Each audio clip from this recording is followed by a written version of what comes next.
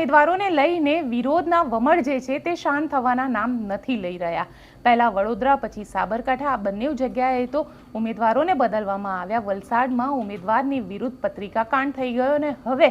આ જે આગ છે તે સૌરાષ્ટ્ર સુધી ફેલાઈ છે, કારણ કે સૌરાષ્ટ્રમાં આજે મનસુખ માંડવિયાને બદલવા માટે થઈને પોસ્ટર્સ લાગ્યા છે। કોણે લગાડ્યા છે, શું કારણ છે અને કેમ મનસુખ માંડવિયાને બદલવાની માંગ કરવામાં આવી રહી છે, જાણીશું આ રિપોર્ટમાં। નમસ્કાર, હું છું ગોપી ગાંગર અને આપ જોઈ રહ્યા છો નિર્ભય ન્યૂઝ। મનસુખ માંડવિયા આમ તો કેન્દ્રીય આરોગ્ય મંત્રી છે, રાજ્યસભાથી સાંસદ છે અને રાજ્યસભામાં આ વખતે તેમને ટિકિટ આપવામાં નથી આવી, એટલે તેમને લોકસભાથી ચૂંટણી લડવી પડી રહી છે અને બીજેપીએ તેમને પોરબંદરથી ટિકિટ આપી છે। આમ તો એવું કહેવાય કે હોમ ગ્રાઉન્ડ મનસુખ માંડવિયાનું ભાવનગર હતું। ભાવનગરમાં છેલ્લા ઘણા વખતથી તેઓ કામ પણ કરી રહ્યા હતા, પરંતુ પાર્ટીએ આ વખતે કોળી સમાજના વિરોધના ચાલતા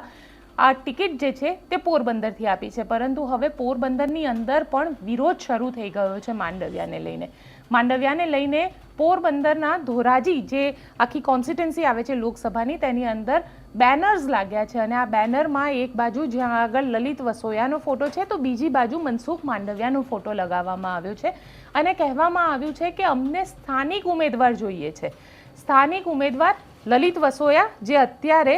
ધોરાજીથી આવે છે અને પોતે ત્યાં આગળ કોંગ્રેસના ધારાસભ્ય પણ રહી ચૂક્યા છે અને કોંગ્રેસે આ વખતે તેમને પોરબંદર સીટથી તેમના ઉમેદવાર પણ બનાવ્યા છે અને મનસુખ માંડવિયા કે જેમને પોરબંદર સીટથી ભારતીય જનતા પાર્ટીએ ઉમેદવાર બનાવ્યા છે તેને લઈને હવે એક નવો પોસ્ટર વોર છેડાઈ ગયું છે અને આ જે પોસ્ટર વોર છેડાયું છે તેની અંદર સ્થાનિક ઉમેદવારની માંગ થઈ રહી છે। આ સ્થાનિક ઉમેદવાર મનસુખ માંડવિયાની જગ્યાએ કોઈ અન્ય આપવામાં આવે, કારણ કે એવું કહેવાય રહ્યું છે કે પોરબંદરની અંદર નેતા ઘણા બધા છે, એ રમેશ ધડુક હોય કે પછી જયેશ રાદડિયા હોય, પ્રશાંત કોરાટ હોય કે અન્ય હોય, પરંતુ માંગ સ્થાનિક નેતાની કરવામાં આવી રહી છે અને સ્થાનિક નેતાની માંગને લઈને